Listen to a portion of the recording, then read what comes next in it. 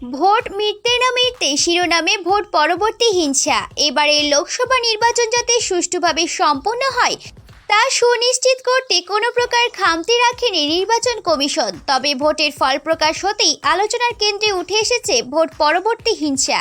ইতোমধ্যেই এই নিয়ে কলকাতা হাইকোর্টে দায়ের করা হয়েছে জনস্বার্থ মামলা।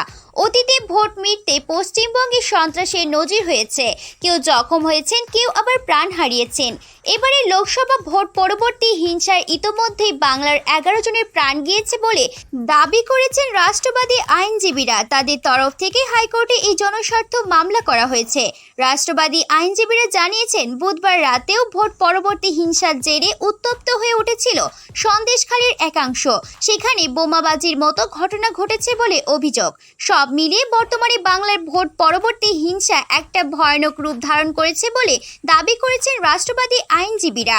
ফলত তাদের দাবি, অবিলম্বে সম্পূর্ণ বিষয়টির ভার কেন্দ্রীয় এজেন্সির হাতে তুলে দেওয়া হোক। এই মর্মেই তারা বিচারপতি কৌশিক চন্দ্রের ডিভিশন বেঞ্চের দৃষ্টি আকর্ষণ করছেন। ইতিমধ্যেই মামলা দায়েরের অনুমতি দেওয়া হয়েছে। সেই প্রক্রিয়া সম্পূর্ণ হলে আজই দুপুর 2টো নাগাদ বিচারপতি চন্দ্রের ডিভিশন বেঞ্চে এই মামলার শুনানি শুরু হবে বলে খবর। শুনানির পরেই পরবর্তী পদক্ষেপের বিষয়ে নির্দেশ দেওয়া হতে পারে বলে জানা যাচ্ছে। উল্লেখ্য, 2024 লোকসভা ভোটে গোটা বাংলা জুড়ে সবুজ ঝড় উঠেছে। 29টি আসনে জয়ী হয়েছেন শাসক দল টিএমসি। এরপর থেকে রাজ্যের নানান প্রান্ত থেকে বিক্ষিপ্ত হিংসার খবর আসছে। কোথাও বিজেপি কর্মী সমর্থকদের বাড়িতে হামলা চালানোর অভিযোগ উঠেছে, তো কোথাও সিপিআইএম এর পার্টি অফিসে ভাঙচুর চালানোর অভিযোগ করা হচ্ছে।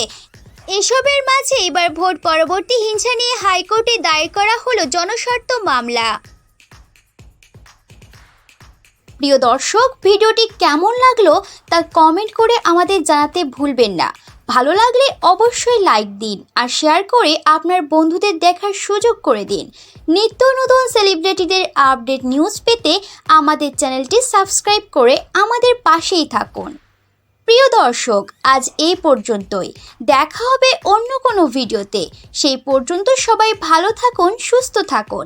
নিত্য নতুন সেলিব্রিটিদের আপডেট নিউজ পেতে আমাদের চ্যানেলটি সাবস্ক্রাইব করে আমাদের পাশেই থাকুন। ধন্যবাদ।